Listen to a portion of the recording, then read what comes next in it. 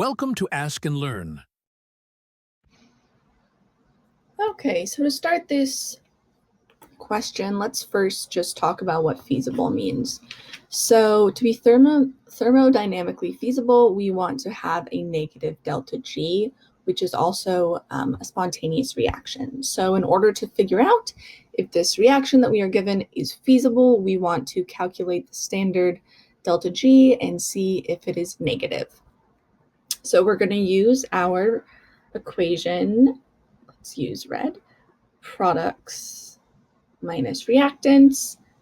I've written out, as I always do, what we want to plug our numbers into. I think it makes it a little easier. So we have the delta G of CH3OH minus the delta G of H2 plus the delta G of CO. And remember, if you have coefficients in the reaction, you always need to multiply them in this equation. So we're going to have a 2 right here. So again, you can look up the delta G values online and you should be able to find them. But I have provided them right here. So if you want to pause the video and do that calculation, remember it's just a plug and chug from here. So you're going to plug those in there, this in here, and this in there. And then you should get a delta G of negative 29 kilojoules. So since this is a negative, this reaction is thermodynamically feasible because we have a negative delta G. All right, for the next question, it asks us to find if this reaction is favored at a low or high temperature. So we need to find the delta H and the delta S. So we're going to use the same exact equation as above, but we're just going to use delta H of formation value. So again, we have products minus reactants. And you're going to plug in these values, make a little skeleton here. So you have the delta HF of CH3OH minus the delta HF of H2. Remember, always put in your coefficients, so times 2 here, plus the HF of CO. So I didn't provide the delta HF standards this time just because it takes up a lot of space, but you can look those up.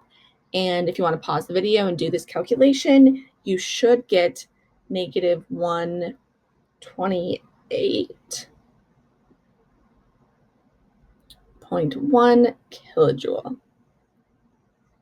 Perfect. All right, and then we're going to do the exact same thing with the entropies. So again, always remember, drill it into your brain, products minus reactants. And again, because we have a coefficient, we are going to do this times 2.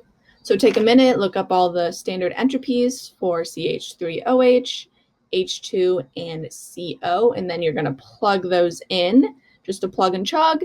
And if you want to pause the video and do that calculation, you should get 331.7. All right, so now we know that our delta H value and our delta S value are both negative. And always remember that when you have delta H and delta S values that are the same, the reaction being spontaneous is going to be dependent on temperature. So if we want to make delta G spontaneous, we know that it has to be a negative. So that means we have a negative delta H and we're subtracting another negative. That means we're pretty much adding the delta S value. So in order to make sure that this term stays negative, we want to add the smallest amount.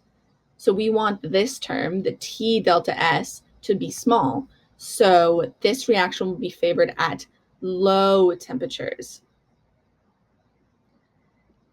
You can also just remember that using the signs that if both are negative, spontaneous reaction is favored at low temperatures, but I think it's always good to be able to kind of work through it just in case you forget. All right, so then moving on, we're asked about this oxidation, and we have to find the delta G at 100 degrees Celsius. So we can't use delta G standards because it's not at standard temperature. It's at 100 degrees Celsius. So again, we're going to have to find the delta H and delta S. So you'll be doing this a lot. Again, we're going to use our products minus reactants. And you know what? I actually just skipped a step. We want to make sure that this reaction, this is the oxidation reaction, is balanced. So as you can see, there are 3 O's on this side, 1, 2, 3, and then there are only 2 O's on this side. So we're going to want to put a 1/2 in front of this in order to balance it all out. Perfect. Never forget to balance your equations. Don't ever assume that they are already balanced. All right, so again, we're going to find the delta H of reaction, P minus R, products minus reactants. And always remember, since we have a coefficient, we're going to add 1/2 in here. Again, I didn't provide the delta H of formations, but you can easily find them online. So take a minute to look up all these different molecules. And again, you're just going to plug and chug the numbers for CH2O in there, H2 in here, CH3OH, and O2. If you want to pause the video and do that calculation, you should get negative 11,923 joules. Perfect. So that's our delta H.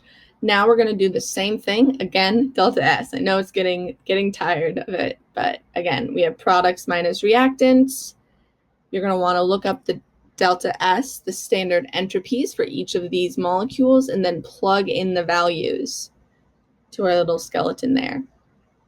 Again, I'll give you a minute, just pause the video and do that calculation, and you should get a delta S of 178.22 joules per Kelvin. All right, so now that we know our delta H and delta S, and you know what, these should all have, they should all be standard. So we know the standard delta H and delta S. That's why we can use these standard values. So we're going to go down and use this equation. So we know that the temperature is 100 degrees Celsius. But remember that we always use Kelvin when we use this equation. So in order to convert to Kelvin, you just add 273. And this means we want to find it at a temperature of 373 Kelvin. Great, so we're, again, just going to plug and chug. So we're going to put our negative 11930 here.